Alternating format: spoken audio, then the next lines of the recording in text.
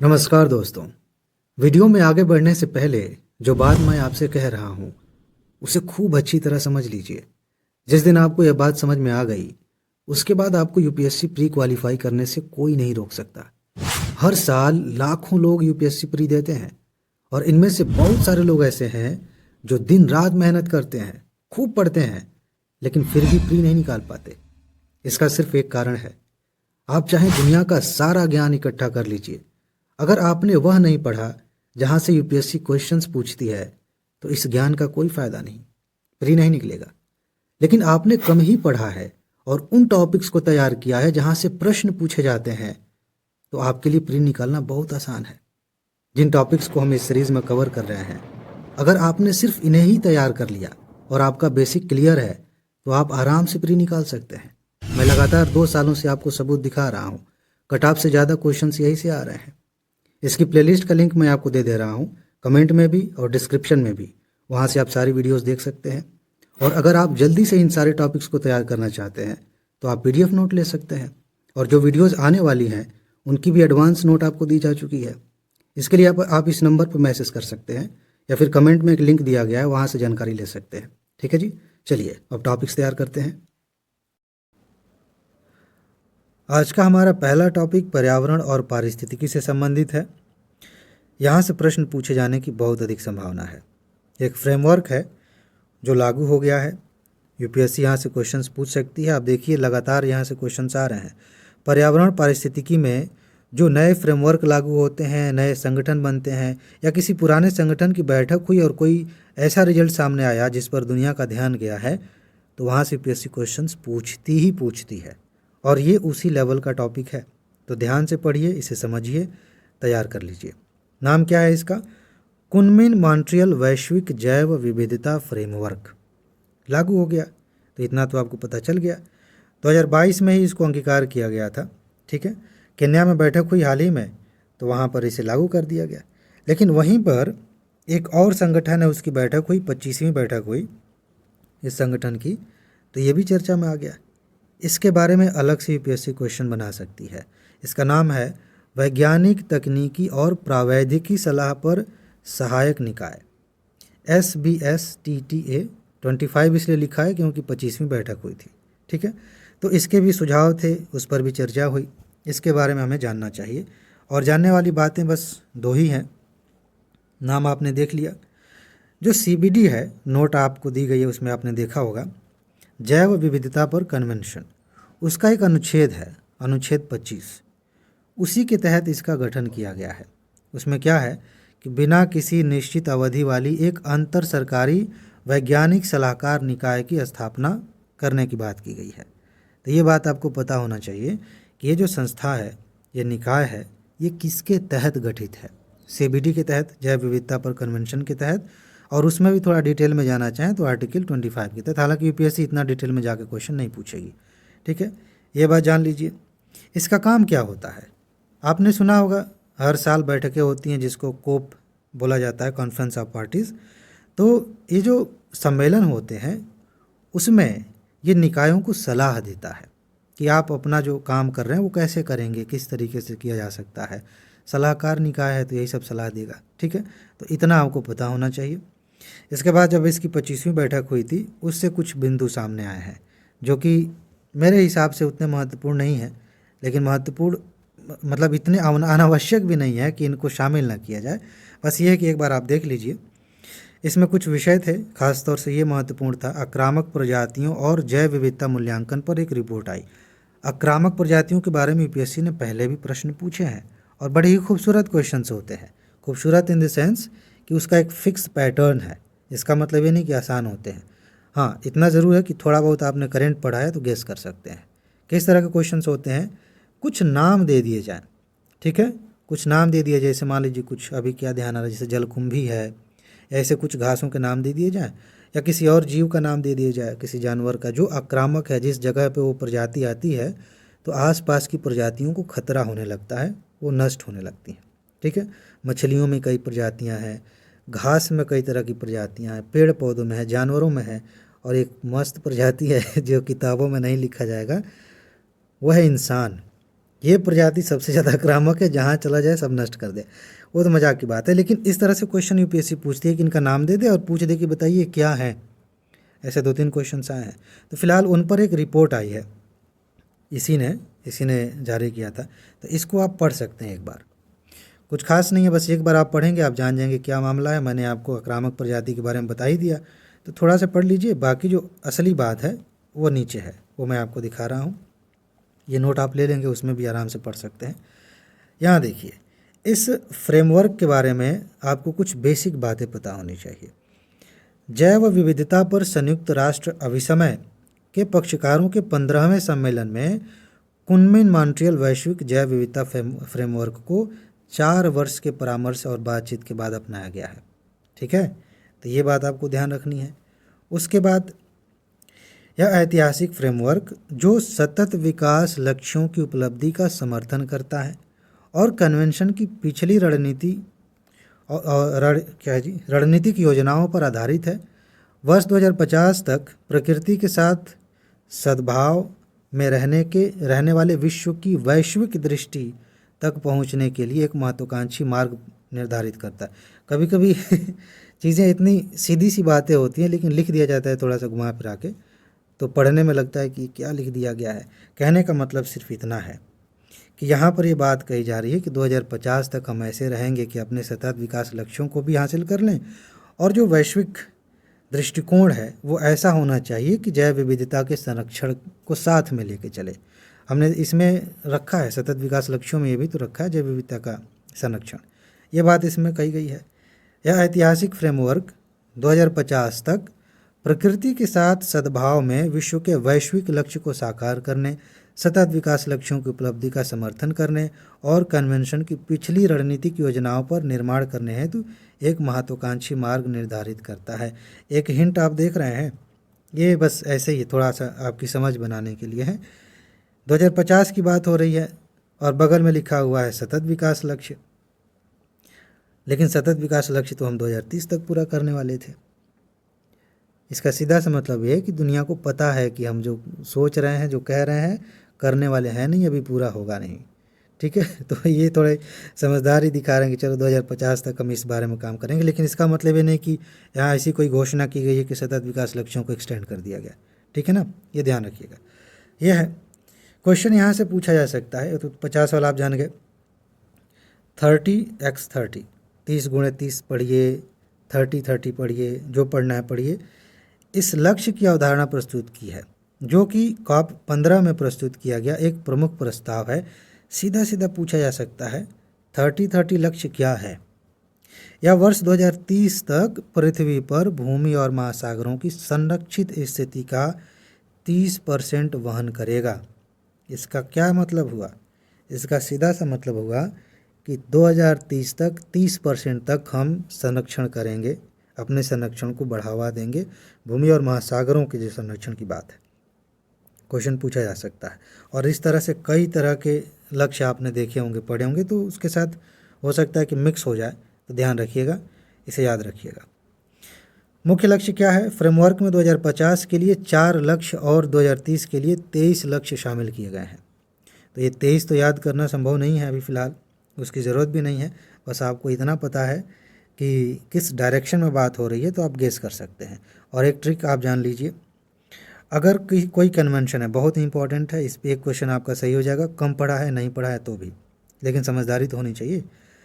अगर किसी कन्वेंशन की बात लिख दी गई, जैसे मान लीजिए कि यहीं कुनमिन मॉन्ट्रियल फ्रेमवर्क लागू हुआ है, तो उसमें लिख दिया गया कि ये 4 विकल्प दिए गए हैं, ये 4 उद्देश्य दिए गए हैं। बताइए कि इस फ्रेमवर्क में इन चारों में से कौन कौन से उद्देश्य शामिल हैं। सामान्य तौर पर ये चारों के चारों विकल्प सही माने जा सकते हैं, क्योंकि क्या होता है ना, पर्यावरण की बात करें या कोई तकनीक खोज ली गई, उस बारे में मैंने पिछली वीडियो में बात की थी, उसके क्या क्या पक्ष हो सकते हैं, कई बार हमें नहीं पता होता है। कई बार जो लोग उस पर काम कर रहे हैं उन्हें भी नहीं पता होता है कि हाँ इसके ये भी पक्ष है, इससे ये भी प्रभावित होता है। तो ये सारी चीज़ें एक दूसरे से जुड़ी रह सकती हैं। तो अगर आपको कुछ समझ में नहीं आ रहा है और पूछा कि कौन कौन से लक्ष्यों को शामिल किया, खासतौर से इसके तहत, ये जो 4 है तो 4 तो याद कर ही सकते हैं ना, तो वो तो ध्यान रखना है। इस तरह के 2030 तक कौन से लक्ष्य रखे गए हैं? 23 तो मिलेंगे नहीं, 3, 4 या 5 मैक्सिमम इतने लक्ष्य दिए जाएंगे। ऑप्शन में, तो आप कर सकते हैं अगर याद नहीं है तो। बाकी जो 4 लक्ष्य हैं उनको देख लेते हैं, वो भी सामान्य है, नहीं भी याद करेंगे तो भी काम चल जाएगा। जैव विविधता का संरक्षण और पुनर्स्थापन करना, पुरानी रटी रटाई बातें हैं। सतत उपयोग सुनिश्चित करना, जैव विविधता का लाभ को उचित और न्यायसंगत ढंग से साझा करना, परिवर्तनकारी बदलावों को सक्षम करना। ये किस तरह की लाभ की बात हो रही है? पर्यावरणीय लाभ की बात हो रही है, ठीक है। अब हम आगे बढ़ते हैं। कुनमिंग जैव विविधता एक कोष बनाया गया है। ये क्या है? चीन ने विकासशील देशों में जैव विविधता की रक्षा के लिए एक नए कोष में $233 मिलियन के योगदान का दावा किया है। इस फंड को चीन द्वारा कुनमिंग बायोडाइवर्सिटी फंड के रूप में संदर्भित किया जा रहा है। तो पूछा जा सकता है किस देश ने इसको प्रमोट किया है, किस देश ने इसमें इतना पैसा दिया है, तो थोड़ा सा आइडिया रहना चाहिए। इसके अलावा कुछ अमीर देशों के निदेशकों का कहना है कि संरक्षण के लिए एक नया फंड आवश्यक नहीं है, क्योंकि संयुक्त राष्ट्र की वैश्विक पर्यावरण सुविधा, इसके बारे में आपको पता होना चाहिए, दिया गया नोट में, ठीक है। ग्लोबल इन्वायरमेंट फैसिलिटी पहले से ही विकासशील देशों को हरित परियोजनाओं के वित्त पोषण में सहायता करती है। तो फिलहाल इस फंड के बारे में पूछा जाए तो अब बताइएगा कि चीन कह रहा था ये फंड है, इसमें हम इतना पैसा दे रहे हैं, बाकी कह रहे हैं कि इसकी ज़रूरत नहीं है यार, एक तो है तो फैसिलिटी। उसके बाद आगे बढ़ते हैं। वॉइस ऑफ ग्लोबल साउथ का दूसरा सम्मेलन बहुत महत्वपूर्ण है। एक क्वेश्चन पूछा जा सकता है, ये बहुत इंपॉर्टेंट है, ध्यान दीजिएगा। हो सकता है कि इस पर क्वेश्चन ना पूछा जाए, वॉइस ऑफ ग्लोबल साउथ पे क्वेश्चन ना पूछा जाए, लेकिन ग्लोबल साउथ पे क्वेश्चन पूछा जा सकता है। ग्लोबल साउथ का क्या मतलब है? अगर मैं पृथ्वी बनाऊं, जैसे मान लीजिए पृथ्वी है, या फिर आप मैप देखते हैं, अब यहाँ पे तो संभव नहीं है कि मैं पूरा जल्दी जल्दी मैप बना दूं, तो ऐसे मैप होता है ना, इधर एशिया है, इधर अफ्रीका है, इधर दक्षिण अमेरिका, उत्तरी अमेरिका, ऐसे इधर ऑस्ट्रेलिया है, ये देख लेते हैं। अब इसमें क्या है कि एक लकीर ऐसे खींच दी गई, विषुवत रेखा ऐसे खींच दी गई, ये उत्तर हो गया, ये दक्षिण हो गया। ये भौगोलिक उत्तर दक्षिण है। ग्लोबल उत्तर दक्षिण का मतलब ये है कि उत्तर में उन देशों को माना जाता है जो विकसित हो गए हैं, ठीक है, और ज़रूरी नहीं है कि ये इस विषुवत रेखा के ऊपर ही हों। जैसे इधर ऑस्ट्रेलिया है, ये ग्लोबल साउथ में नहीं आता, ये नॉर्थ में जाएगा, ठीक है। यहाँ पर आर्थिक आधार पर, विकास के आधार पर बंटवारा किया गया है। और साउथ का मतलब है कि जो विकासशील देश हैं, गरीब देश हैं, उनको ग्लोबल साउथ के तहत रखा जाता है। तो इनका शिखर सम्मेलन हुआ, तो वहाँ से क्वेश्चन पूछा जा सकता है। लेकिन जो कॉन्सेप्ट है कि ग्लोबल साउथ का क्या अर्थ है, यहाँ से प्रश्न पूछे जाने की सबसे ज़्यादा संभावना है। हाल ही में वर्चुअल तरीके से आयोजित अपना दूसरा वॉइस ऑफ ग्लोबल साउथ शिखर सम्मेलन संपन्न किया। यह शिखर सम्मेलन जनवरी 2023 में उद्घाटन शिखर सम्मेलन के बाद संपन्न हुआ, जो राष्ट्रों के बीच एकजुटता को बढ़ावा देने और ग्लोबल साउथ में अपने नेतृत्व को सशक्त करने के प्रति भारत की प्रतिबद्धता को दर्शाता है। ये सामान्य सी बात है। क्या विशेषता थी? उद्घाटन का सत्र together for everyone's growth with everyone's trust, इस पर केंद्रित था, जो कि थीम वगैरह यूपीएससी नहीं पूछती। बस ये है कि बैठक हुई थी, आपस में मिलजुल के हमें रहना है, एक दूसरे का विकास करने में सहयोग करना है, इस तरह की बातें होती हैं। ग्लोबल साउथ महत्वपूर्ण है। हाँ, G20 के दौरान ये चर्चा में आया था, तो पूछा जा सकता है कि भाई इसका मतलब ये चर्चा में क्यों आया था। भारत द्वारा आयोजित G20 शिखर सम्मेलन के परिणामों का प्रसार करना तथा विकासशील देशों के हितों पर विशेष ध्यान देने के साथ G20 निर्णयों के प्रभावी कार्यान्वयन के लिए निरंतर गति सुनिश्चित करना, ये सब इसका उद्देश्य है, ठीक है। बाकी सामान्य सी बातें हैं। परिणाम क्या है? Global south centre of excellence दक्षिण, इसकी स्थापना की बात हुई, ये चर्चाएं हुई, ये सब सामान्य सी बातें हैं। जो मेन बात है वो मैंने बता दी, अनावश्यक रूप से टाइम ख़राब नहीं करना चाहिए, ठीक है। 5 C's ऐसे खूब, अब क्या कहें, जुमले कह सकते हैं, स्लोगन कह सकते हैं, ऐसी चीज़ें होती रहती हैं कि हाँ ये 5C 5E सुनने में पढ़ने में अच्छा लगता है, करना क्या है पता नहीं। लेकिन ये ग्लोबल साउथ के 5 C's, ये इन पर थोड़ा सा ध्यान दे लीजिए, बाकी हो गया। ग्लोबल साउथ क्या है मैंने आपको समझा दिया है, एक बार यहाँ पर देख लीजिएगा। ये इसकी कोई खास स्पष्ट परिभाषा नहीं है, उस बात का ध्यान रखिएगा, ठीक है ना। तो ये कुछ काम की बातें हैं, इनको पढ़ लीजिएगा। जो कॉन्सेप्ट मैंने आपको बता दिया है। अब चलते हैं आगे। अगला है श्वेत हाइड्रोजन, वाइट हाइड्रोजन, पूछा जा सकता है। पिछली बार हाइड्रोजन से क्वेश्चन आया था, किसी को याद है? उसके पहले भी आया था, याद है? क्वेश्चंस आ रहे हैं, हाइड्रोजन से प्रश्न क्यों पूछे जा रहे हैं? अगर आप कमेंट करेंगे तो ये इस बात का सबूत होगा कि आप चीज़ों को लिंक करना जानते हैं, आप वर्तमान में टॉपिक्स का महत्व जानते हैं कि हाँ ये क्यों चर्चा में रहता है, इसका क्या महत्व है। तो आप ये बताइए कि हाइड्रोजन से लगातार क्वेश्चन पूछे जाने का कारण क्या हो सकता है। ठीक है, फिलहाल हम आते हैं वाइट हाइड्रोजन को समझते हैं कि क्या है। हाल ही में उत्तर पूर्वी फ्रांस में जमीन के नीचे जीवाश्म ईंधन की तलाश कर रहे वैज्ञानिकों ने सफ़ेद हाइड्रोजन के एक बड़े भंडार की खोज की। तो चर्चा में आ गया, उससे हमें कोई मतलब नहीं है। असली बात यहाँ है, श्वेत हाइड्रोजन को प्राकृतिक, सोना, भूगर्भिक, इन नामों से भी जोड़कर देखा जाता है। प्राकृतिक हाइड्रोजन, गोल्ड हाइड्रोजन, भूगर्भिक हाइड्रोजन, ये सब भी कहा जाता है।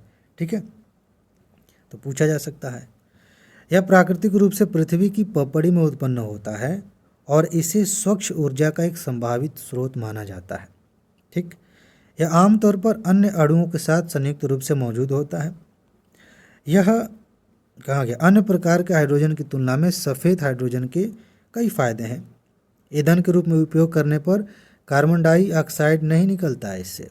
ठीक है, और यह हाइड्रोजन उत्पादन और उपयोग के लिए मौजूदा बुनियादी ढांचे और प्रौद्योगिकियों के अनुकूल है। कई बार क्या होता है कि कोई ईंधन चल रहा है, जैसे पेट्रोल है या डीजल है, तो अभी बहुत सारी ऐसी टेक्नोलॉजीज़ हैं, मशीनें, ख़ास तौर से आप मशीनों की बात करिए तो उनमें ऐसा इंजन बनाया गया है, ऐसा सिस्टम है कि पेट्रोल उसमें यूज़ होता है, डीजल यूज़ होता है, चीज़ें चल रही हैं। लेकिन कई बार ऐसा होता है कि अगर हमें नए ईंधन की ज़रूरत है तो नया सिस्टम बनाना पड़ेगा। जैसे मान लीजिए सीएनजी चाहिए, अब पेट्रोल वाले इंजन में सीएनजी से तो काम चलेगा नहीं। ठीक है, तो उसके लिए हमें इंजन में कुछ बदलाव करना पड़ेगा। फ़िलहाल ये जो सफ़ेद हाइड्रोजन है, अभी उसके लिए जो गैस आधारित जो इंजन है और जो काम चलता है उसके लिए बढ़िया है, अलग से कोई चेंज करने की ज़रूरत नहीं है। जो मौजूदा टेक्नोलॉजी है उसके अनुकूल है, उसमें यूज़ किया जा सकता है। यह भाप सुधार या इलेक्ट्रोलिसिस की तुलना में सस्ता और अधिक कुशल, अभी इसके बारे में आगे पढ़ेंगे। ठीक है, यह प्रचुर और नवीकरणीय है, ये महत्वपूर्ण बात है, क्योंकि अगर आपने ऐसे देखा कि हाँ नीचे पाया गया है तो नवीकरणीय नहीं होगा, कभी ख़त्म हो जाएगा, ऐसा नहीं है। इसकी मात्रा बहुत ज़्यादा है, ये नवीकरणीय फिर बन जाएगा। ठीक है, इसके भंडार अमेरिका, पूर्वी यूरोप, रूस, ऑस्ट्रेलिया, फ्रांस और अन्य देशों में दुनिया भर में पाए जाते हैं। अनुमान है कि विश्व स्तर पर 10 अरब टन सफ़ेद हाइड्रोजन हो सकता है, तो बहुत है। फिलहाल हाइड्रोजन के प्रकार देखते हैं, यहाँ से प्रश्न पूछे जा सकते हैं। एक होता है ग्रे हाइड्रोजन, ये क्या है? बहुत इंटरेस्टिंग है, ध्यान रखिएगा। हाइड्रोजन मिलान करने के लिए पूछा जा सकता है। White hydrogen, grey hydrogen, blue hydrogen, green hydrogen, ऐसे करके दे दिए एक साइड में, और दूसरे साइड में दे दिया उनकी परिभाषा या उनसे संबंधित कुछ बातें, मिलान करिए तो समझेंगे, तभी तो मिलान कर पाएंगे। ग्रे हाइड्रोजन, इसका उत्पादन कोयले या लिग्नाइट गैसीकरण यानी कि काला या भूरा कोयला के माध्यम से प्राकृतिक गैस या मीथेन ग्रे के भाप मीथेन सुधार नामक प्रक्रिया के माध्यम से किया जाता है। यह अधिकतर कार्बन सघन प्रक्रियाएं होती हैं, कार्बन डाइऑक्साइड काफ़ी निकलता है ये पूरे प्रोसेस में, इसको हम ग्रे हाइड्रोजन कहते हैं। ब्लू हाइड्रोजन क्या है? यह कार्बन उत्सर्जन को कम करने के लिए कार्बन कैप्चर स्टोरेज या कार्बन कैप्चर उपयोग प्रौद्योगिकियों के साथ संयुक्त प्राकृतिक गैस या कोयला गैसीकरण के माध्यम से उत्पादित किया जाता है, इसीलिए इसको ब्लू हाइड्रोजन कहा जाता है। ठीक है, इसके बाद ग्रीन हाइड्रोजन, यह नवीकरणीय ऊर्जा द्वारा उत्पन्न बिजली के साथ पानी के इलेक्ट्रोलिसिस का उपयोग करके उत्पादित किया जाता है। इसके बारे में थोड़ा सा समझ लीजिए। क्या होता है कि मान लीजिए कि ये एक बर्तन है, ठीक है, इसमें पानी है, अब पानी का फार्मूला क्या होता है? H2O। ठीक, अब उसमें हाइड्रोजन है और ऑक्सीजन है, तो इसमें इलेक्ट्रोलिसिस का मतलब यही होता है कि इसमें धारा प्रवाहित की जाएगी। ठीक है, इसका कुछ ऐसा सिस्टम बनाया जाएगा तो ऑक्सीजन और हाइड्रोजन अलग अलग हो जाएंगे, उसमें से हाइड्रोजन का इस्तेमाल हम कर लेंगे। ठीक, तो वो जो एनर्जी चाहिए इन दोनों को अलग करने के लिए वो कहाँ से आ रही है? अगर नवीकरणीय ऊर्जा से वो एनर्जी आ रही है तो उससे जो हाइड्रोजन बन रहा है यहाँ पर, उसे हम ग्रीन हाइड्रोजन कह देंगे। ठीक, बात समझ में आ गई? अब आगे बढ़ते हैं। मुल्ला पेरियार बांध चर्चा में था। 126 साल पुराना बांध केरल के इडुक्की जिले में है। मुल्ला और पेरियार नदियों के संगम पर है, तो ये बात आपको ध्यान रखना चाहिए। मुल्लायार और पेरियार, ठीक है, ये दो नदियां हैं, उन्हीं के संगम पर ये है। तो एक फैक्ट ये हो गया। उसके बाद से इस बांध की लंबाई इतनी है, जानने की कोई ज़रूरत नहीं है। बांध का स्वामित्व बहुत इंटरेस्टिंग है। स्वामित्व, संचालन और रख रखाव तमिलनाडु के पास है। बांध कहाँ है? केरल में। मालिकाना हक किसका है? तमिलनाडु का। ये बात इंटरेस्टिंग है, पता होना चाहिए। सामान्य तौर पर क्या होता है कि राज्य के अंदर की जो भी परियोजनाएं हैं वो सब उसी राज्य के कंट्रोल में होती हैं, लेकिन ये अंग्रेज़ों के पहले का समझौता था, तो इसीलिए अभी तक चला आ रहा है। तमिलनाडु ने सिंचाई, पेयजल आपूर्ति और जल विद्युत उत्पादन सहित कई उद्देश्यों के लिए इसे बनाए रखा, ठीक है। इसके बाद पेरियार नदी के बारे में कुछ समझिए। बहुत इंटरेस्टिंग बातें हैं, इंटरेस्टिंग से ज़्यादा इम्पॉर्टेंट बातें हैं जो एग्ज़ाम के लिए ज़रूरी हैं, यहाँ से प्रश्न पूछा जा सकता है। पेरियार नदी 244 किलोमीटर की लंबाई के साथ केरल राज्य की सबसे लंबी नदी है। केरल की सबसे लंबी नदी कौन है? पेरियार नदी है। इसे केरल की जीवन रेखा कहा जाता है, ठीक है, क्योंकि ये केरल की 12 नदियों में से एक है। अब एक फैक्ट यहाँ पे है, आप जानते हैं कि प्रायद्वीपीय भारत में ज़्यादातर जो नदियाँ हैं वो मौसमी नदियाँ हैं। गर्मी के समय में उनमें पानी सूख जाता है, ना के बराबर पानी बहता है। बारिश का मौसम आता है तो पानी भर जाता है, बाढ़ भी आ जाती है कभी कभी।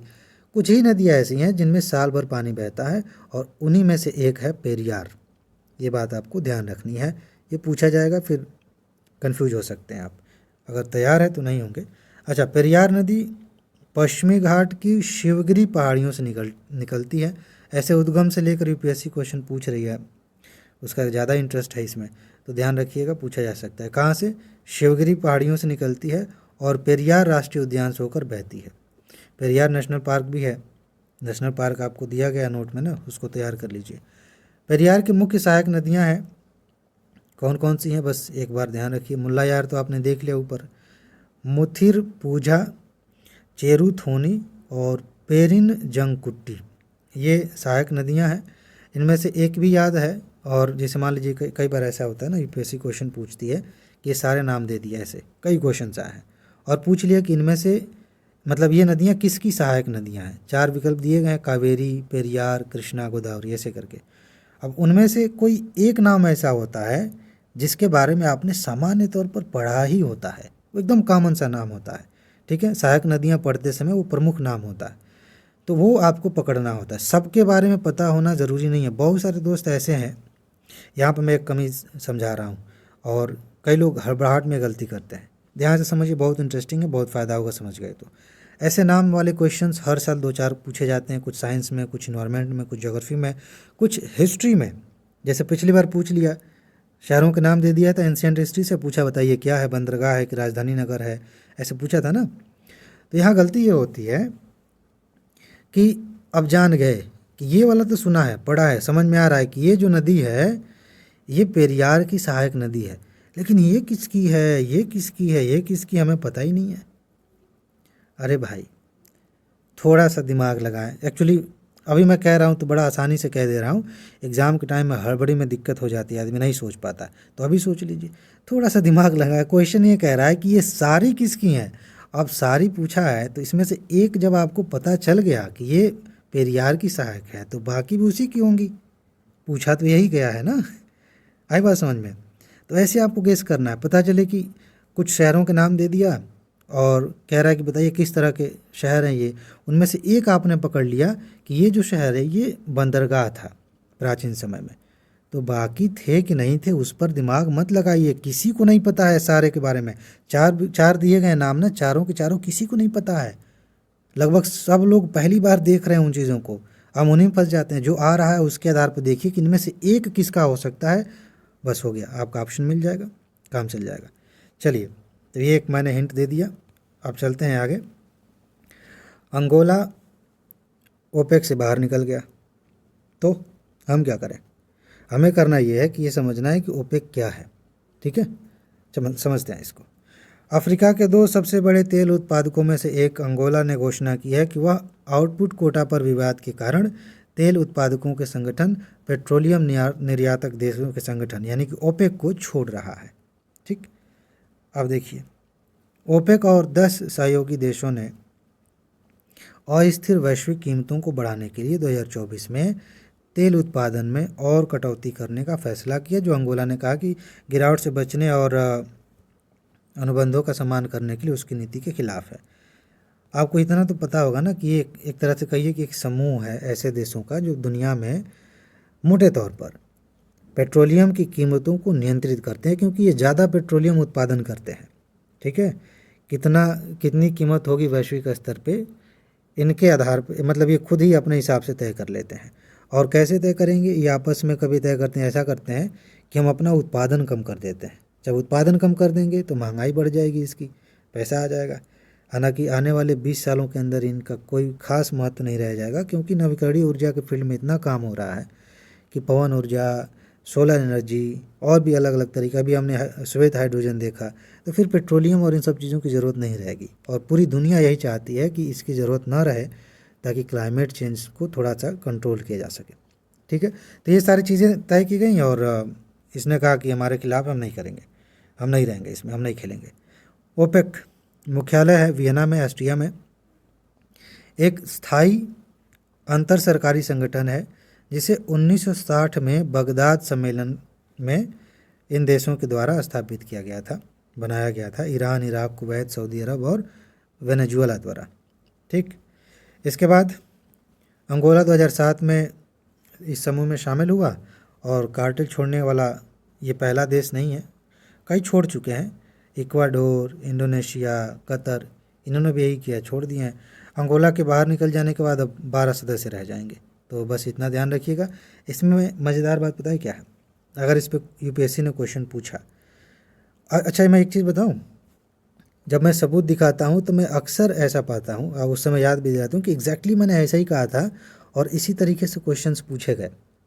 इसका मतलब ये नहीं कि मैं यहाँ पे बकैती कर रहा हूँ, इसका मतलब ये है कि यूपीएससी का पैटर्न ही कुछ ऐसा है कि कुछ चीज़ें, कुछ टॉपिक्स ऐसे होते हैं जिसमें उसी तरह से प्रश्न पूछे जाते हैं, और मैं उसी आधार पे कहता भी नहीं, अपने मन से बना कर नहीं कहता। तो इस पर अगर क्वेश्चन पूछा जाए तो सबसे पहली प्राथमिकता में क्वेश्चन ये बन सकता है कि निम्नलिखित में से कौन कौन से देश ओपेक के सदस्य हैं या नहीं हैं। जैसे G20 पे क्वेश्चन पूछ लिया गया इसी को लेकर के, एशियाई विकास बैंक पे इसी नेचर का क्वेश्चन पूछा गया है। सदस्यों का नहीं पूछा गया, लेकिन एक लाइन थी कि सिर्फ इधर के ही, इस क्षेत्र के ही सदस्य होते हैं, तो ये जानना ज़रूरी है। और अगर क्वेश्चन पूछा गया तो ये नाम मान लीजिए कह दिया कि कौन कौन है, उनमें से निश्चित रूप से 101% इस बात की संभावना है कि अगर क्वेश्चन ये बना कि बताइए 4 में से कौन कौन है, उनमें कोई न कोई इन चारों में से फ़िलहाल जो नहीं है उनमें से कोई एक होगा।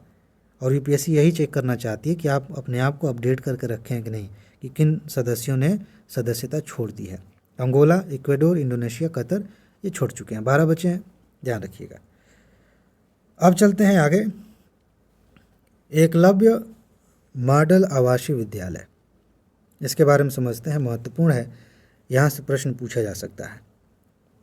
देखिए, सरकार अनुसूचित जनजाति के छात्रों के लिए 740 एकलव्य मॉडल आवासीय विद्यालय स्थापित करने पर जोर दे रही है।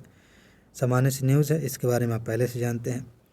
यहाँ काम की बातें हैं, इसको शॉर्ट में हम क्या बोलेंगे, EMRS। ठीक है, तो EMRS पूरे भारत में एसटी के लिए मॉडल आवासीय स्कूल बनाने की एक योजना है। शुरुआत हो गई थी बहुत पहले 1997-98 में। ठीक है, आप अभी अगर आपने नया नया सुना होगा ना तो आपको लगा होगा कि ये तो नई बात है, मुझे भी नई बात लगी थी, जब मैंने और पढ़ा तो पता चला कि अरे ये तो बहुत पहले शुरू हुई थी। इसे जनजातीय मामलों के मंत्रालय द्वारा कार्यान्वित किया जा रहा है। मंत्रालय आप आसानी से गेस कर लेंगे। इस योजना का उद्देश्य क्या है, जवाहर नवोदय विद्यालयों, आपने नाम सुना होगा, और केंद्रीय विद्यालयों के समान स्कूलों का निर्माण करना, जिसमें खेल तथा कौशल विकास में प्रशिक्षण प्रदान करने के अलावा स्थानीय कला और संस्कृति के संरक्षण के लिए विशेष अत्याधुनिक सुविधाओं पर ध्यान केंद्रित किया गया है। आई बात समझ में? तो कहने का मतलब ये है कि जो नवोदय विद्यालय में जो पैटर्न है, जिस तरीके से पढ़ाई होती है, ठीक उसी पैटर्न पर जनजातीय लोगों के लिए, उनके बच्चों के विकास के लिए ये एक प्लान है कि ऐसे विद्यालय बनाया जाए।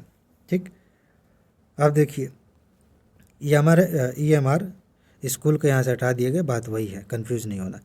ये स्कूल का पूरा फुल फॉर्म लिख दिया गया, इसको हटा दें तो EMRS हो जाएगा। CBSE पाठ्यक्रम का पालन करता है, ये ध्यान रखिएगा।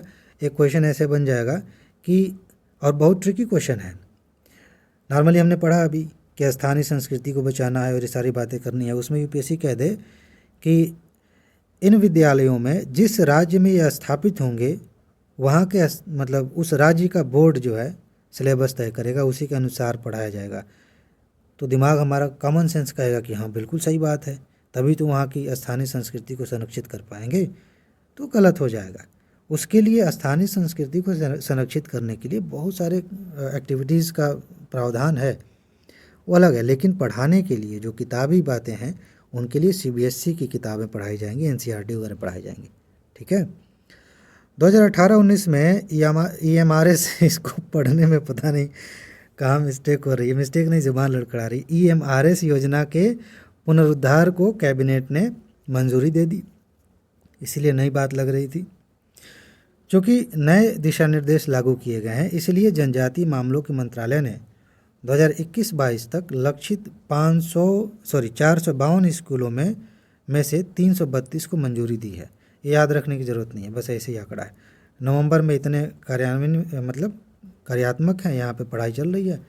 तो ये कुछ डाटा है जो कि बिल्कुल एक सिरे से इग्नोर कर सकते हैं आप, लेकिन फिर भी दिया गया तो एक बार पढ़ लेंगे, क्या पता UPSC पूछ ले। और इसका ट्रिक मैं आपको समझा देता हूँ, काम की बात है।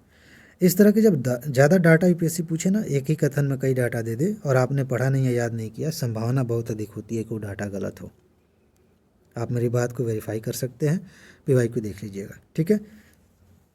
अब ज़रा देखते हैं पुराने दिशा निर्देश क्या थे। ऐसा करिए, इसको एक ही बार पढ़ लीजिए और इग्नोर कर दीजिए। मेन बात है नए दिशा निर्देशों की, तो ये बस एक बार थोड़ा सा देख लीजिए। नए दिशा निर्देश में क्या है, केंद्र सरकार को स्कूलों को मंजूरी देने और उनका प्रबंधन करने की शक्ति दी गई है, पहले नहीं थी। एक काम करते हैं, नहीं मुझे लगता है कि ज़रूरी है, वैसे भी फालतू का स्किप नहीं करना चाहिए, जहाँ ज़रूरी हो वहीं स्किप करना चाहिए। पुराने देखिए, तभी तुलना कर पाएंगे।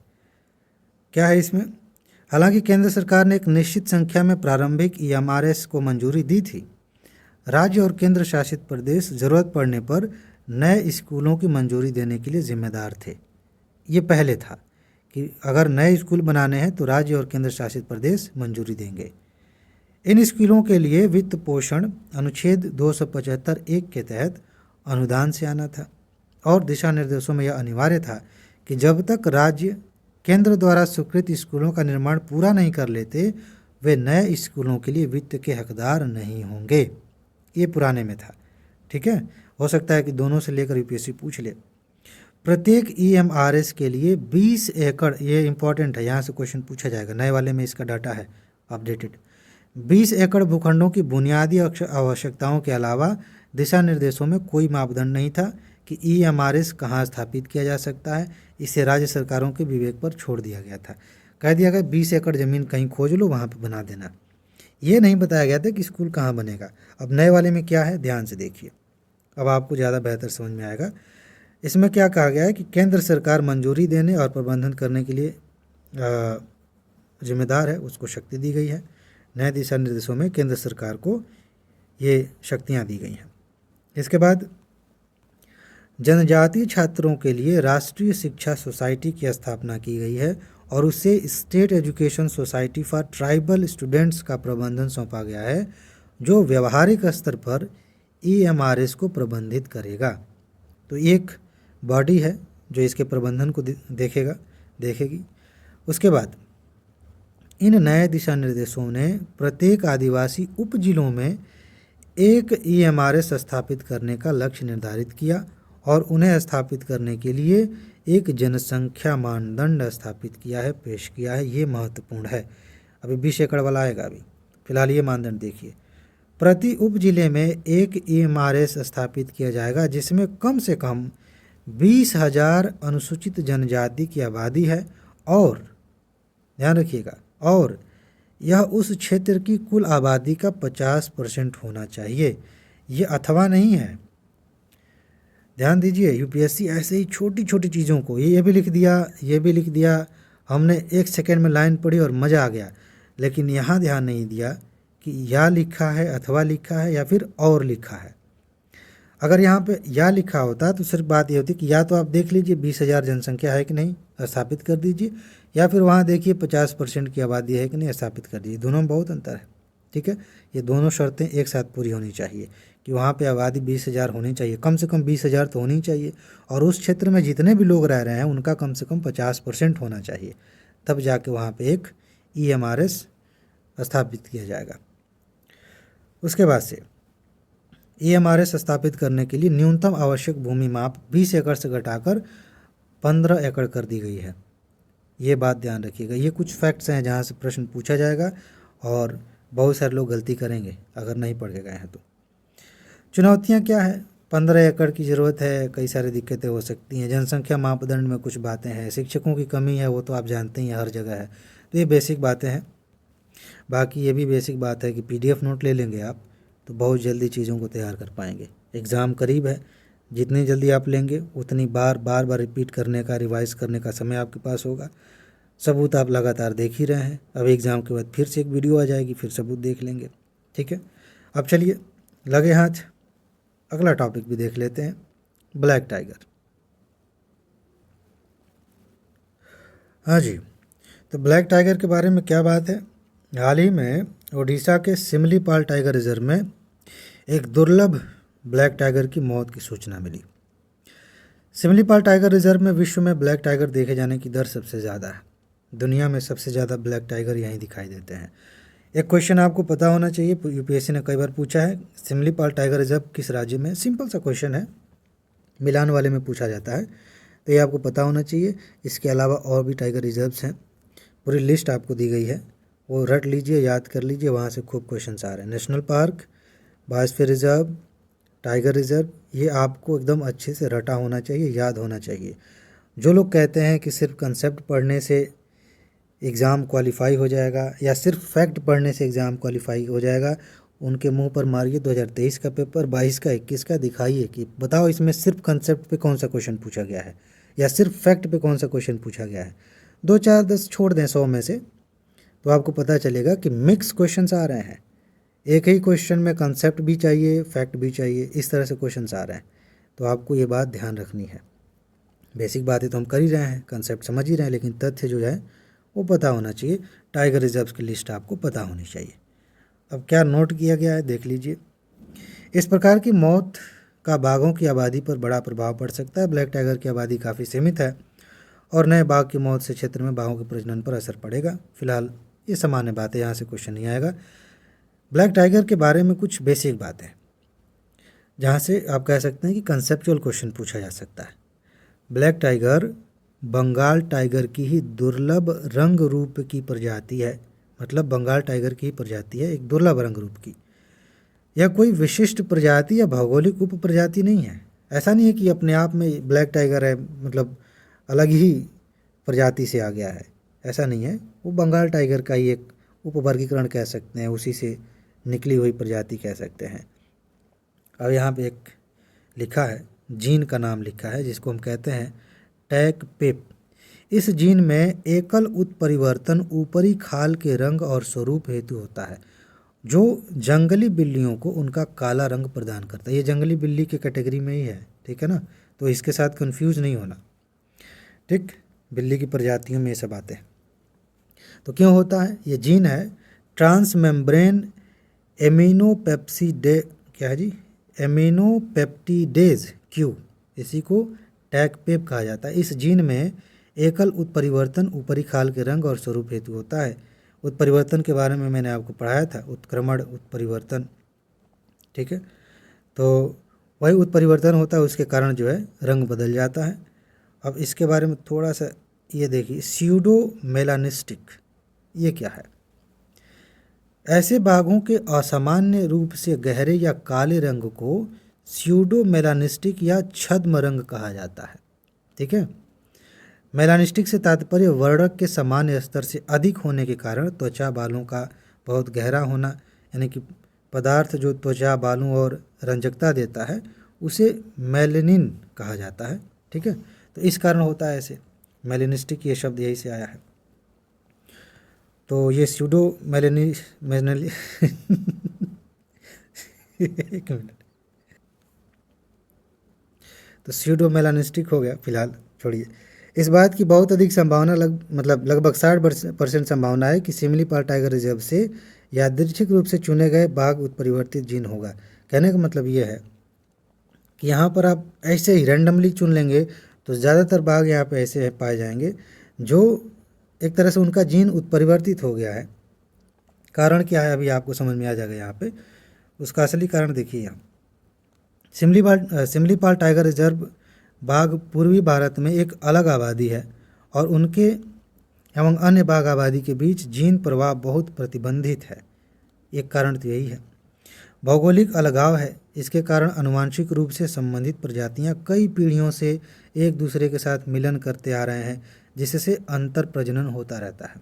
ठीक है, तो ये कुछ कारण है। बाघ संरक्षण में इसका महत्वपूर्ण प्रभाव है क्योंकि इस तरह की अलग थलग और जन्मजात आबादी के कम समय में ही विलुप्त होने का खतरा रहता है। एक ही तरह का है। सिमलीपाल टाइगर रिजर्व के बारे में थोड़ा सा जान लीजिए। टाइगर रिजर्व के लिए इसका चयन आधिकारिक रूप से 1956 में किया गया था, जिसको 1973 में प्रोजेक्ट टाइगर के तहत लाया गया। भारत सरकार ने 1994 में इसे जैवमंडल रिजर्व घोषित किया, बायोस्फीयर रिजर्व घोषित कर दिया। यह बायोस्फीयर रिजर्व 2009 से यूनेस्को के विश्व नेटवर्क ऑफ बायोस्फीयर रिजर्व इसके तहत शामिल है। UNESCO world network of biosphere reserve का हिस्सा है। और ये कुछ महत्वपूर्ण तथ्य हैं, इसको लेके पूछा जा सकता है कि सिमलीपाल के बारे में एक कथन है, बताइए कौन सा सही है। यह सिमलीपाल कुलडीहा दहगढ़ हाथी रिजर्व का हिस्सा है। ये पूरा एक तरह से कॉरिडोर आप कहिए, जिसे मयूरभंज एलिफेंट रिजर्व के नाम से भी जाना जाता है। ओके, अवस्थिति की बात करें, उड़ीसा के मयूरभंज जिले के उत्तरी भाग में स्थित है, जो भौगोलिक रूप से पूर्वी घाट के पूर्वी छोर पर स्थित है। वन्य जीवन की बात करें तो बाघों और हाथियों सहित जंगली जानवरों की एक विस्तृत श्रृंखला का घर है। इसके अतिरिक्त यहाँ पक्षियों की इतनी प्रजातियाँ, उभयचरों की इतनी प्रजातियाँ, सरीसृपों की इतनी प्रजातियाँ पाई जाती हैं, इसमें से एक भी ध्यान नहीं रखना है। उड़ीसा में अन्य कुछ संरक्षित क्षेत्र हैं जहाँ से क्वेश्चन पूछा जा सकता है, ध्यान रखिएगा।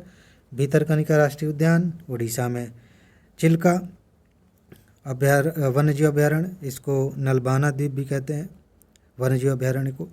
उसके बाद से बैसीपल्ली वन्यजीव अभ्यारण्य, नंदनकानन वन्यजीव अभ्यारण्य, गहिरमाथा अभ्यारण्य, समुद्री अभ्यारण्य, ये सब वहीं पे है उड़ीसा में। भारत में बाघ संरक्षण के प्रयास क्या क्या हुए हैं, यहाँ से क्वेश्चंस खूब पूछे जाते हैं। अगर आप यूपीएससी का पेपर देखें, पीसीएस का, तो प्रोजेक्ट टाइगर से खूब क्वेश्चंस आए हैं। प्रोजेक्ट टाइगर 1973 में शुरू किया गया। पर्यावरण, वन और जलवायु परिवर्तन मंत्रालय की योजना है। यह देश के राष्ट्रीय उद्यानों में बाघों के संरक्षण के लिए है, तो जानते हैं आप। डेट याद रखना है, पर्यावरण मंत्रालय याद रखना है, ये इम्पोर्टेंट है। इस पर भी प्रश्न पूछा गया है। एनटीसीए, राष्ट्रीय बाघ संरक्षण प्राधिकरण, जलवायु परिवर्तन मंत्रालय के तहत एक वैधानिक निकाय है जो 2005 में टाइगर टास्क फोर्स की सिफारिशों के बाद स्थापित किया गया। ध्यान रखिएगा 2005 में। इसका गठन वन्य जीव संरक्षण अधिनियम 1972 की धारा 38L1 के तहत किया गया। तो दो बातें ध्यान रखनी है, वैधानिक है तो आप समझ ही गए होंगे किसी न किसी कानून के तहत बनाया गया है, तो वो कानून है वन्य जीव संरक्षण अधिनियम 1972।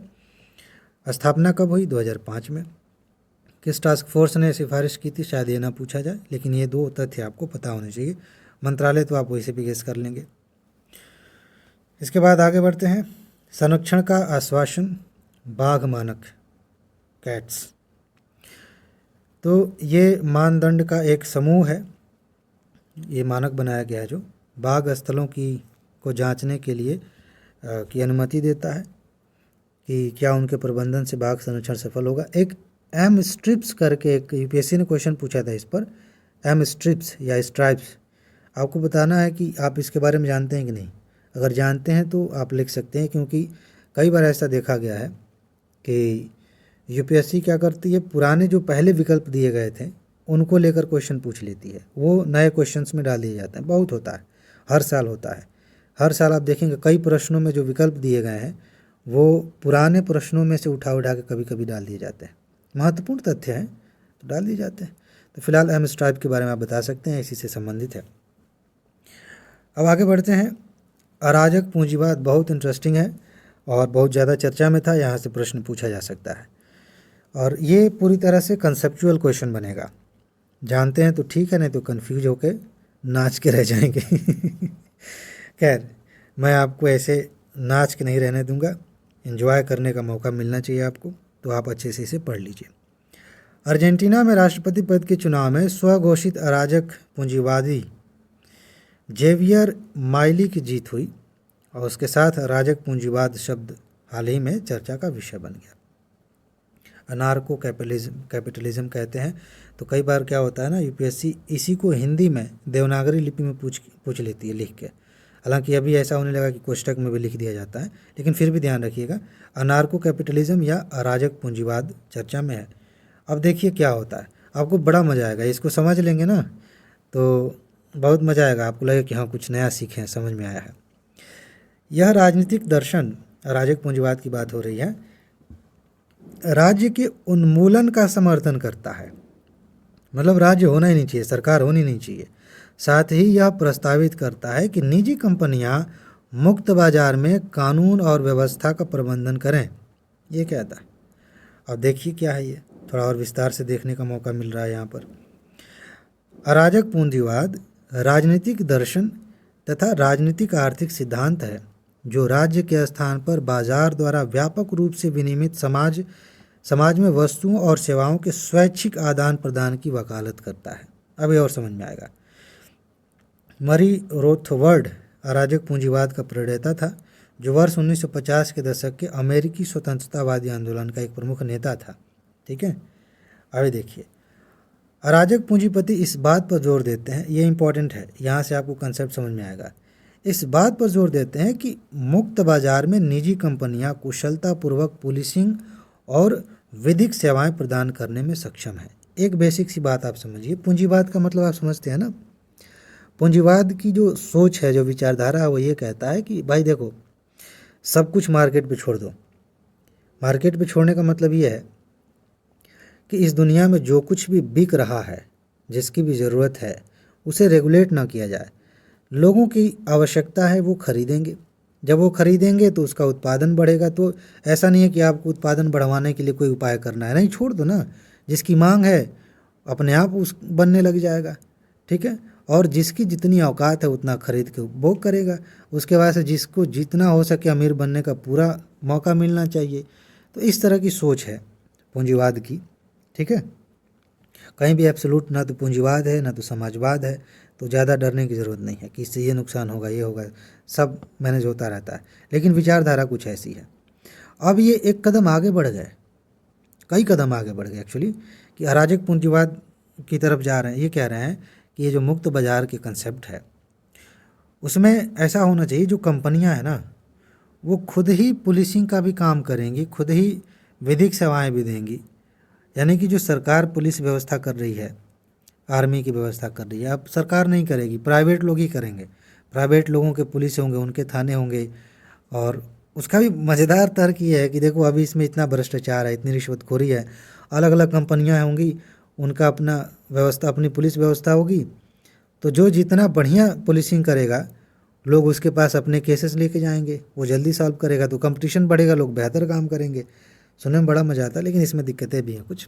खैर, तो ये कह रहे हैं कि हम ऐसे ही कर लेंगे, कोर्ट ही हम खुद ही बनाएंगे, पुलिस हम खुद बनाएंगे, मतलब प्राइवेट लोग बनाएंगे, संस्थाओं के तौर पे काम करेंगे, जनता को जिसके पास जाना है वहाँ जाए सेवाएं ले। ये कह रहा है।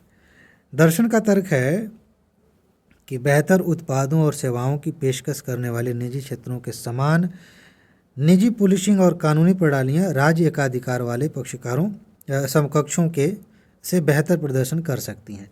कि यहाँ इतना भ्रष्टाचार है, टाल मटोली है, लाल फीताशाही है, दुनिया भर की नौटंकियाँ हैं। और जब प्राइवेट सब कुछ हो जाएगा तो हम अपने तरीके से करेंगे, कंपटीशन इसमें भी होगा, जो बेहतर करेगा वो राज करेगा, कमाएगा। ठीक है। अराजक पूंजीवादी समाज में व्यक्ति सुरक्षा और विवाद समाधान के लिए निजी पुलिस और अदालतों को भुगतान करते हैं।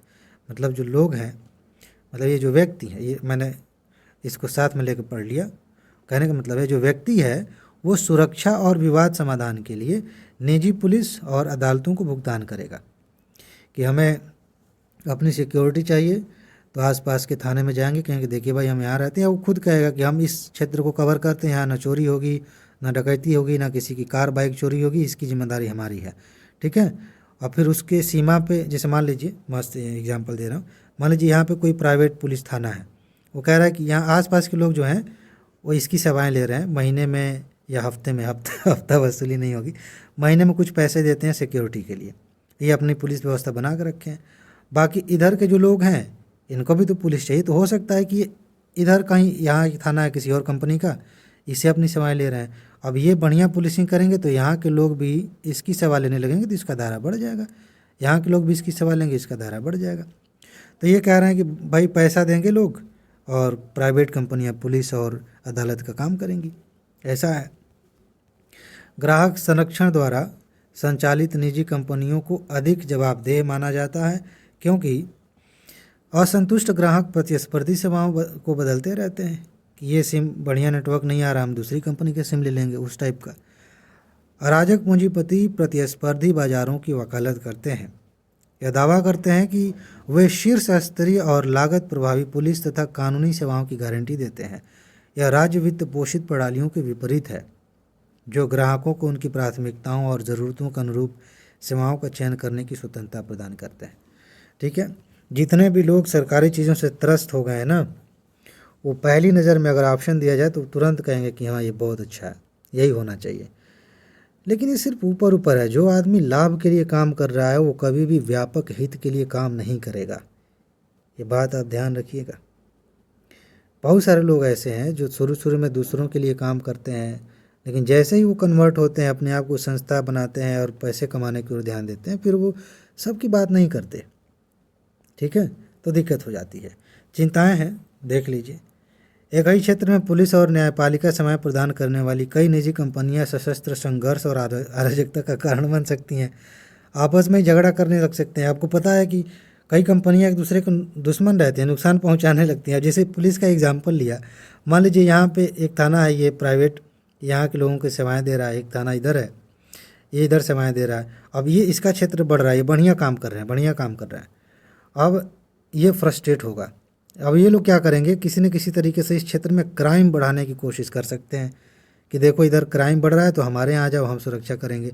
पता चले कि अपने में युद्ध लड़ना शुरू कर दिए, बड़ी सारी दिक्कतें हो जाएंगी, ठीक है। अमीरों के पक्ष में बाजार आधारित प्रणाली के बारे में संदेह पैदा होता है, जो उन्हें निजी कंपनियों को अधिक भुगतान करके न्याय से बचने की अनुमति देता है। ये तो साफ साफ दिखता है, अभी भी आप देखिए, मतलब इतनी नौटंकी, मुझे सही में बताऊं बड़ी हैरानी होती है कि कोई केस आया, आंखों के सामने एक महिला का रेप हो गया था, साफ साफ दिख रहा था, सब न्यूज़ पे आ रहा है कि वो जब जा रहे हैं, वो अपने घर वालों के साथ कोर्ट में जा रही हैं, तो कभी एक्सीडेंट कराने की कोशिश की गई, शायद किसी की हत्या भी हो गई, उसी में गंभीर रूप से घायल किया गया, गोलियां चलवाई जा रही हैं, और फिर भी सब वैसे ही सब लोग देख रहे हैं। और उसके बाद कोई अमीर आदमी था, मेरे ख्याल से कोई नेता होता था, अभी एग्जैक्टली याद नहीं आ रहा, लेकिन मामला कुछ ऐसा था। तो अभी वो तो सरकारी अभी व्यवस्था है जहाँ पे सरकार को किसी भी हद तक थोड़ा सा तो जनता कंट्रोल कर ही रही है कि पसंद नहीं आया तो हम 5 साल में चेंज कर देंगे। यहाँ कंट्रोल हमारे हाथ में है ही नहीं। जिसके पास पैसा होगा उसी के पक्ष में न्याय होगा, जिसके पास पैसा होगा उसी के पक्ष में पुलिस होगी। अभी भी हो रहा है, लेकिन कम से कम छुप के हो रहा है, डर के हो रहा है। एक डर है जनता का, वहाँ तो कोई डर नहीं होगा। आप कल्पना भी नहीं कर सकते कि कितना विनाशक दृश्य हो सकता है वो, ठीक है। तो जो ऊपर ऊपर बड़ा मीठा मीठा लग रहा था, उसकी निचली परत ये है। ऐसी आशंकाएं मौजूद हैं कि लाभ संचालित प्रणाली गरीबों को हाशिए पर धकेल सकती है, जिससे न्याय तक उनकी पहुंच सीमित हो सकती है। बहुत सभ्य भाषा में लिखा गया है, लेकिन इससे भी भयानक परिस्थितियां हो सकती हैं। तो कुल मिला के ये है, आपको ज़्यादा फिल्मी दुनिया में नहीं जाना, वापस आइए, हम प्रीलिम्स की तैयारी कर रहे हैं। इसका कंसेप्ट समझ लिया आपने। अराजक पूंजीवाद क्या है? सरकार को हटा के सारी सेवाएं प्राइवेट सेक्टर के हाथ में दे दी जाएं, वही है अराजक पूंजीवाद। अराजक का मतलब होता है जहाँ पे राज्य की ज़रूरत ना हो, जो राज्य जैसी संस्था है, सरकार वाली जो संस्था है वो ना हो।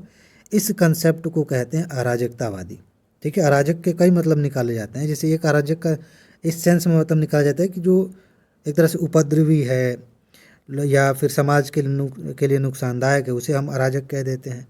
लेकिन पॉलिटिक्स की भाषा में, राजनीति की भाषा में गांधी जी भी अराजक थे। अराजक का मतलब होता है कि जहाँ राज्य की ज़रूरत ना हो, लोग खुद से अपना शासन करें। गांधी जी कहते थे लोग स्वराज की ओर जाएं, खुद से ही अपना शासन करें। शायद उनका कंसेप्ट थोड़ा सा ग्राउंड लेवल, जैसे पंचायती राज है, उस लेवल पे था। तो एक सेंस में उनको भी अराजकवादी कह सकते हैं, लेकिन वो पॉलिटिक्स वाले टर्म में, ये जो उपद्रवी वाले में नहीं। तो फिलहाल समझ में आ गई बात। ये मैं इसलिए कह रहा हूँ क्योंकि अराजक पूंजीवाद जैसे ही लिखेगा, और ये जो पुराना भी मैंने अंतर समझाया, तो बहुत सारे लोग ये कन्फ्यूज़ हो जाएंगे। उन्हें लगेगा कि कुछ विद्रोहियों की बात हो रही है, ऐसे पूंजीवादी जो सरकार के खिलाफ काम करते हैं, ऐसे पूंजीवादी जो पैसा कमाने के लिए सरकार के विरुद्ध सशस्त्र विद्रोह करने की चेष्टा रखते हैं। ऐसे ऐसे विकल्प हो सकते हैं। फिर आप कंफ्यूज भी हो जाएंगे, इसीलिए मैंने थोड़ा सा समझा दिया। अब चलते हैं। अरे इसी में और भी चीज़ें हैं, बाकी चिंता, बस बहुत चिंता कर ली हमने, आप पढ़ लीजिएगा, बातें वही हैं। स्पेन की क्या प्रतिक्रिया है, ये सब मेंस में आप लिखिएगा। मेंस में काम की चीज़ें हैं, बेसिक बातें हमने जान ली। परमाणु ऊर्जा की आवश्यकता पर पुनर्विचार। हाल ही में जर्मनी ने अपना अंतिम परमाणु संयंत्र बंद कर दिया है, और फ्रांस न्यूक्लियर पावर हाउस होने के बावजूद अपने पुराने रिएक्टरों को प्रतिस्थापित करने के लिए संघर्ष कर रहा है।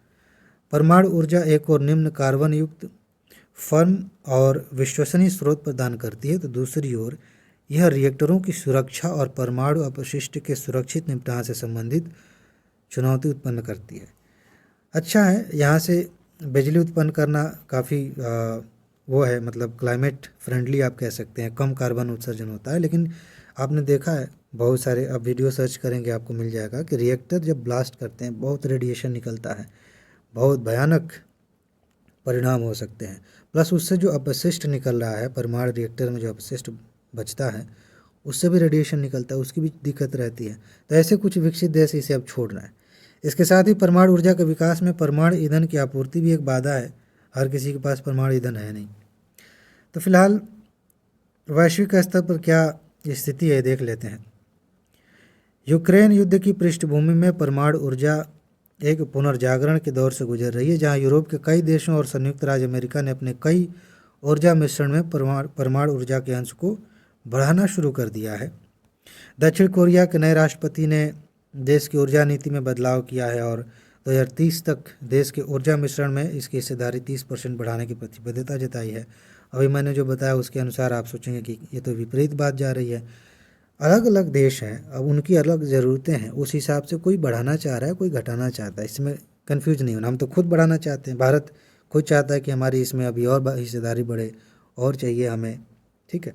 जापान, जिसे फुकुशिमा की दुर्घटना के बाद अपने रिएक्टरों को पूरी तरह से बंद कर देना था, कोयले और प्राकृतिक गैस से विविधता लाने के लिए रिएक्टरों को फिर से शुरू कर रहा है।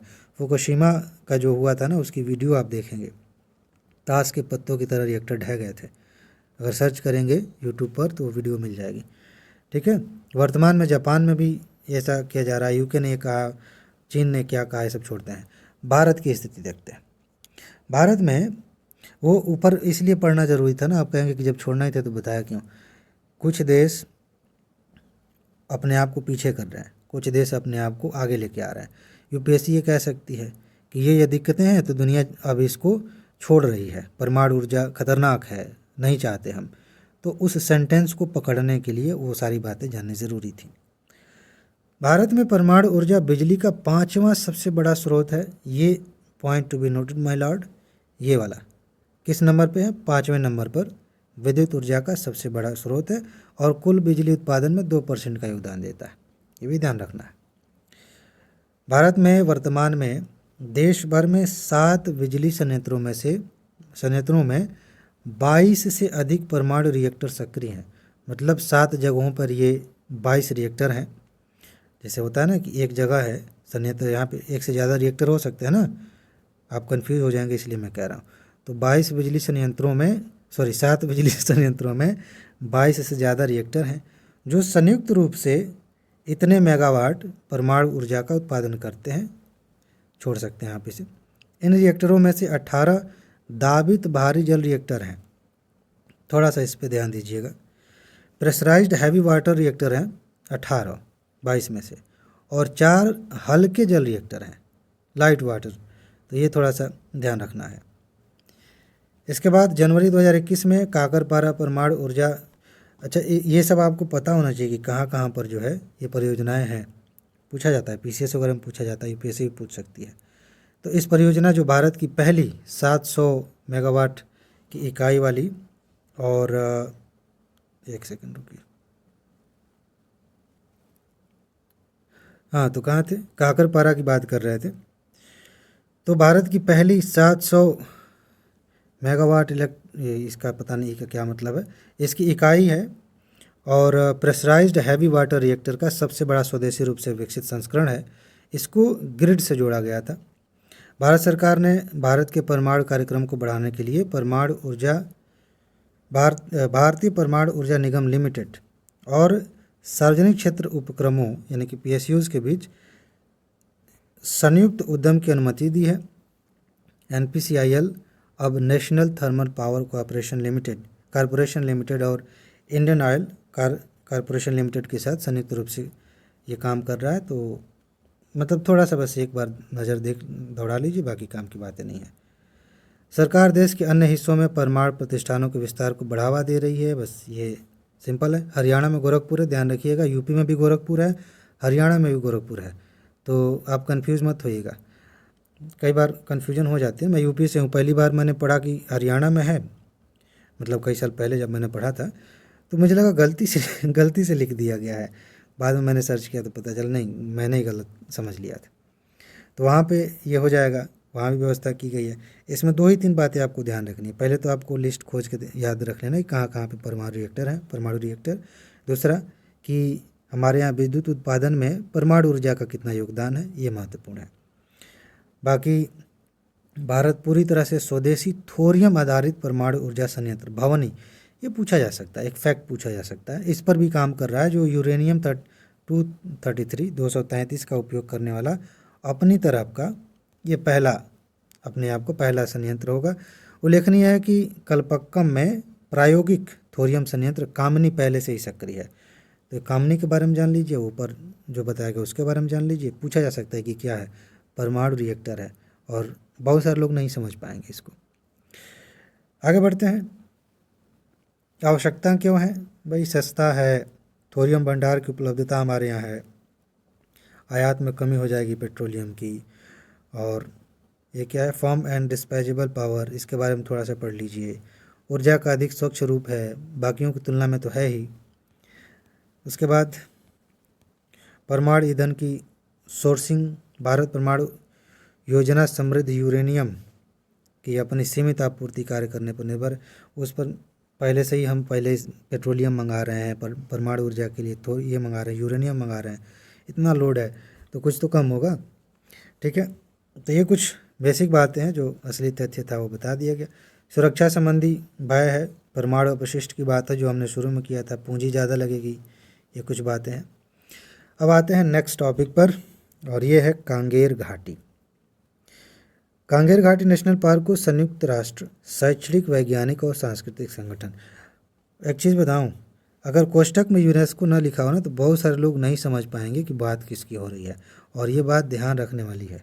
यूपीएससी कभी कभी ऐसे शब्दों के साथ भी चालाकी कर लेती है कि उसका शॉर्ट फॉर्म बहुत ज़्यादा चर्चा में है, लेकिन शॉर्ट फॉर्म ना पूछ के पूरा नाम पूछ लेती है, और कोष्टक में बताती भी नहीं कि किसकी बात हो रही है। तो इसीलिए जब भी आप यूनेस्को को पढ़ें तो एक बार ये भी पढ़ लिया करें कि इसका पूरा नाम क्या है। यूनेस्को को विश्व धरोहर सूची, मतलब इसको विश्व धरोहर सूची में शामिल करने का प्रस्ताव भेजा गया है। ठीक है, कांगेर घाटी को। अब आगे क्या होगा बाद में देखेंगे, लेकिन कांगेर घाटी नेशनल पार्क जो है, राष्ट्रीय उद्यान प्रबंधन ने पुरातत्व संरक्षण विभाग भारत सरकार को एक प्रस्ताव भेजकर दावा किया है कि विश्व धरोहर स्थल की सूची में शामिल करने के लिए यूनेस्को द्वारा स्थापित 10 मापदंडों को राष्ट्रीय उद्यान पूरा करता है। उसके लिए 10 मापदंड हैं, ये पूरा कर रहा है तो इसको भी शामिल किया जाना चाहिए। ठीक है, बाकी चीज़ें यहाँ पर लिखी गई हैं, आप देख लेंगे। कांगेर घाटी के बारे में जानते हैं। छत्तीसगढ़ के जगदलपुर और दरभा विकास खंड में लगभग 200 वर्ग किलोमीटर के क्षेत्र में विस्तृत है। इसे 1982 में दर्जा दिया गया था नेशनल पार्क का। छत्तीसगढ़ में और भी नेशनल पार्क हैं, टाइगर रिजर्व हैं, बायोस्फीयर रिजर्व है, सॉरी वाइल्ड लाइफ सेंचुरी है, ध्यान रखिएगा। यह राष्ट्रीय उद्यान मनभावन तीरथगढ़ जलप्रपात से, ध्यान रखिएगा, कभी कभी ऐसे क्वेश्चन पूछे गए हैं कि उस नेशनल पार्क में ये जलप्रपात है, ये नदी यहाँ से बहती है, ये जीव पाए जाते हैं, उनमें से कोई एक चीज़ भी आपको पता चल जाए तो आप आसानी से सही कर सकते हैं। ऊपर हम लोग डिस्कस कर रहे थे ना, ये उसी तरह की बात है। तो जलप्रपात है तीरथगढ़, वहाँ से प्रारंभ होकर उड़ीसा राज्य की सीमा की ओर बहने वाली कोलाब या सबरी नदी तक विस्तृत है। ठीक है, तो ये नदी का भी जोड़ के पूछा जा सकता है। इस राष्ट्रीय उद्यान के बीचों बीच कांगेर नदी प्रवाहित होती है। कांगेर नदी बहती है यहाँ से, जिसके नाम पर इसका नाम रखा गया है, कांगेर नेशनल पार्क। यह छत्तीसगढ़ का पहला राष्ट्रीय उद्यान है जिसे विश्व धरोहर की सूची में शामिल करने का प्रस्ताव दिया गया है। विशेषताओं की बात करें तो जैव विविधता है, सौंदर्य है, जलप्रपात है, झरने हैं, ऊंचे पहाड़ हैं, घाटियां हैं, सिंपल सी चीज़ें हैं, सागौन, साल, बांस, इन सब के वृक्ष पाए जाते हैं। बस्तर मैना यहाँ की फेमस है, यहाँ से क्वेश्चन पूछा जा सकता है। उसके बाद से यह पक्षी एक प्रकार का हिल माइन, इसका क्या नाम लिखा गया, गुरुकुला धर्मियोसा है, जो मानव आवाज़ का अनुकरण करने में सक्षम है। किसकी बात हो रही थी? बस्तर मैना की बात हो रही है। ठीक है, तो बस्तर मैना, एक मैना पे क्वेश्चन पूछा गया, आपको ध्यान होगा अगर देखा होगा कि ये पशु जो चरते हैं उनके पीछे जाती है, ऐसा कुछ करके था, एक पैराग्राफ पूछा गया था किस जीव की बात हो रही है, तो मैना की बात हो रही थी। तो इस मैना पे भी क्वेश्चन पूछा जा सकता है। इस राष्ट्रीय उद्यान में ड्रिप स्टोन, फ्लो स्टोन, चूना पत्थर की गुफाएं भी हैं, इसकी विशेषता है। यहाँ पर 3 गुफाएं कुडुम्बसर, कैलाश और दंडक स्टेलेग्माइट्स और स्टेलेक्टाइट्स पाई जाती हैं। ये स्टेलेग्माइट्स, स्टेलेक्टाइट्स ये चूना प्रस्तर जगहों पर पाई जाती हैं। आपको पता होगा, जैसे मान लीजिए कि ये शैल है, मान लीजिए एक खंड हमने काट के वो कर दिया, इधर बारिश हो रही है तो बारिश रिस रिस के पानी इधर आया नीचे, तो बीच का हिस्सा गल के बह गया। ठीक है, अब ये जो जगह बनी है इसी में कई बार जो है अलग अलग तरह की अस्त्राकृतियाँ बनती हैं, उन्हीं को अलग अलग नाम दिया जाता है। तो स्टेलेक्टाइट, स्टेलेग्माइट इसी में बनते हैं। बस थोड़ा सा जान लीजिए, क्योंकि इस पर भी क्वेश्चंस यूपीएससी ने पूछे हैं, जो अस्त्राकृतियाँ बनती हैं ना, वहाँ से क्वेश्चंस आए। वन्य जीव की बात करें तो कौन कौन से जीव पाए जाते हैं, बस थोड़ा सा एक बार देख लीजिएगा, इतने सारे जीव हैं यहाँ पे, सिंपल। भारत में कुल 42 यूनेस्को विश्व धरोहर स्थल हैं, जिनमें से 34 सांस्कृतिक कैटेगरी में है, 7 प्राकृतिक में है, 1 मिश्रित है। आपको बताना है कि मिश्रित में कौन है। ठीक है, ये तथ्य इंपॉर्टेंट है। यूनेस्को की विश्व धरोहर स्थल की सूची में शामिल भारतीय प्राकृतिक स्थल, प्राकृतिक वालों की लिस्ट यहाँ पर दी गई है। जो मैंने क्वेश्चन अभी पूछा ना, इनमें से मिल जाएगा। काजीरंगा नेशनल पार्क असम में है, मानस असम में है, केवलादेव राजस्थान में है, सुंदरबन पश्चिम बंगाल में है। इसके बाद से नंदा देवी और फूलों की घाटी Uttarakhand, great Himalayan national park Himachal Pradesh में, पश्चिमी घाट, ये 2012 में जोड़ा गया था, मिस्र बता दिया है। तो कंचनजंगा उद्यान है, 2016 में इसको ऐड किया गया था। इसके बाद लाल सागर, सबसे पहला काम ये करिए, प्लीज़ ये करिए। अभी मुझे पता है आप करेंगे नहीं, मैं एक बार कह रहा हूँ प्लीज़, फिर दूसरी बार कह रहा हूँ प्लीज़ ऐसा करिए, तीसरी बार फिर कह रहा हूँ प्लीज़ ऐसा करिए। वो क्या है? मैप खोल लीजिए एक बार, बस थोड़ी सी बात है। मैप खोल लीजिए, या कहीं पे आपने मैप लगा रखा है वहाँ जाके खड़े हो जाइए, कृपया करके एहसान कर लीजिए अपने आप पे या मुझ पे। ये टॉपिक मैप से ही संबंधित है, मैप से ही क्वेश्चन पूछा जाएगा। तो एक बार मैं फिर से कह रहा हूँ प्लीज़, मैं जानता हूँ, मैं पहले वीडियोस देखता था ना, पढ़ रहा होता था, और टीचर कह रहे हैं कि ऐसा करिए, मन में आता था कि अरे ठीक है कर लेंगे, आप पढ़ाओ तो आप। मैं आपसे फिर रिक्वेस्ट कर रहा हूँ कि उससे नुकसान होता था, आपको भी ना हो जाए, इसलिए कह रहा हूँ कि इस समय आपके पास मैप की किताब है, खोल लीजिए या फिर खड़े हो जाइए, देखिए दीवार पर चिपका है, लाल सागर को ध्यान से देखिए। ठीक है, अब मेरी बात सुनिए, वीडियो मत देखिए, आप मेरी बात सुनिए, मैप में देखते रहिए, बाकी बातें समझ में आ जाएंगी।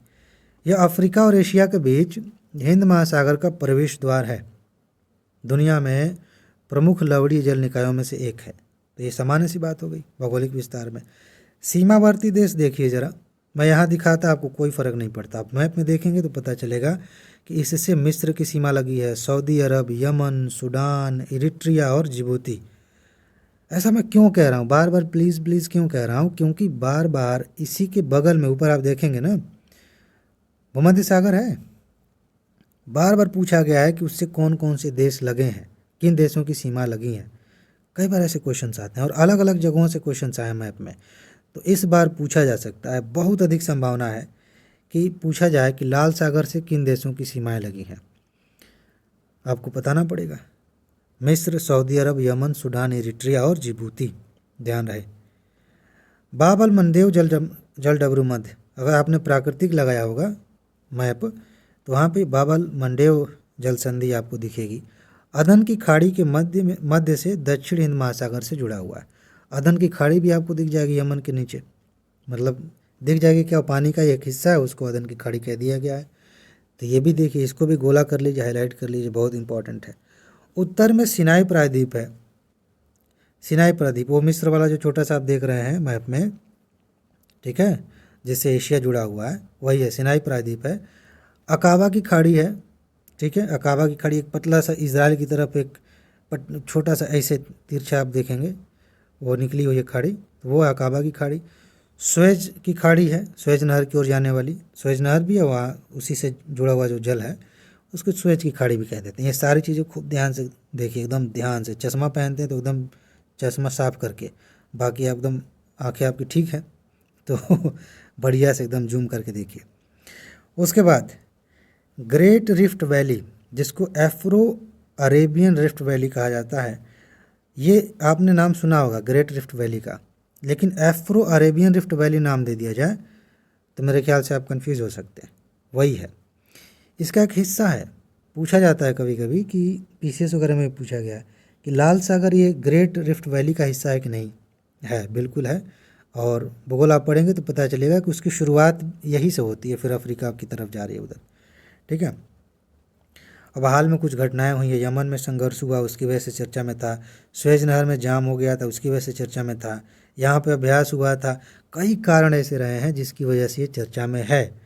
और इस बात की संभावना मैं लगभग 101% कह सकता हूँ कि यहाँ पर प्रश्न बनेगा। इजराइल का देखिए, वो युद्ध चल रहा है, उसी के पास का क्षेत्र है। तो ये मैंने पहले भी आपको बताया, नोट भी दी है, फिर से याद दिला रहा हूँ कि मैप में अगर आपने ये छोड़ दिया तो एक या दो प्रश्न आप छोड़ के जा रहे हैं, मान के चलिए। और ये वो प्रश्न है जो आप मुस्कुराते हुए सही कर सकते थे। अभी मौका है, जल्दी से इसको याद कर लीजिए। जो भी बातें तथ्य आपने देखा याद कर लीजिए। बाकी और भी चीज़ें हैं इससे संबंधित, समय समय पे मैप वाले टॉपिक्स में आपको दिखाता रहूँगा। जैसे आगे है हार्न ऑफ अफ्रीका है। सीधा प्रश्न पूछा जा सकता है कि इसमें कौन कौन से देश शामिल हैं। हार्न ऑफ अफ्रीका पूर्वोत्तर अफ्रीका में एक प्रायद्वीप है। लाल सागर आप देख रहे हैं ना, जैसे अब एक बार मैप देख लीजिए, आप जानते हैं जैसे ये वाला हिस्सा है, ये वाला, इसी को हार्न ऑफ अफ्रीका कहते हैं, ठीक है, ऐसे हो गया।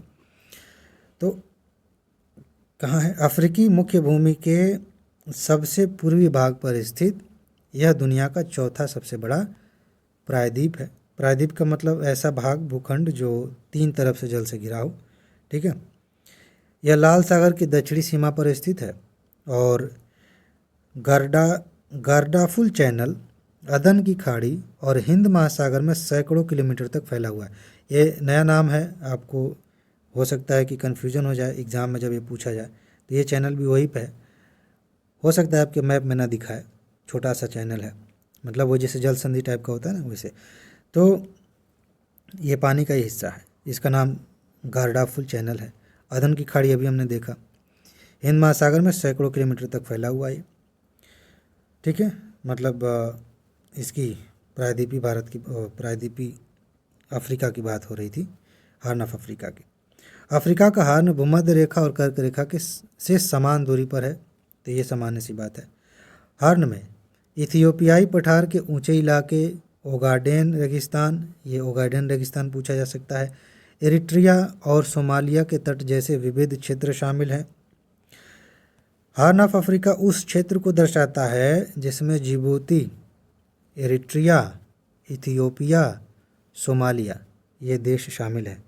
ट्रिक लगाइए, जो करना करिए, लेकिन ये आपको याद होने चाहिए। इस क्षेत्र ने साम्राज्यवाद, नव उपनिवेशवाद, शीत युद्ध, जातीय संघर्ष, अंतर अफ्रीकी संघर्ष, गरीबी, बीमारी, अकाल, सब कुछ देखा। ठीक है, आगे बढ़ते हैं। आगे यही है कि PDF नोट ले लेंगे तो ज़्यादा अच्छा रहेगा।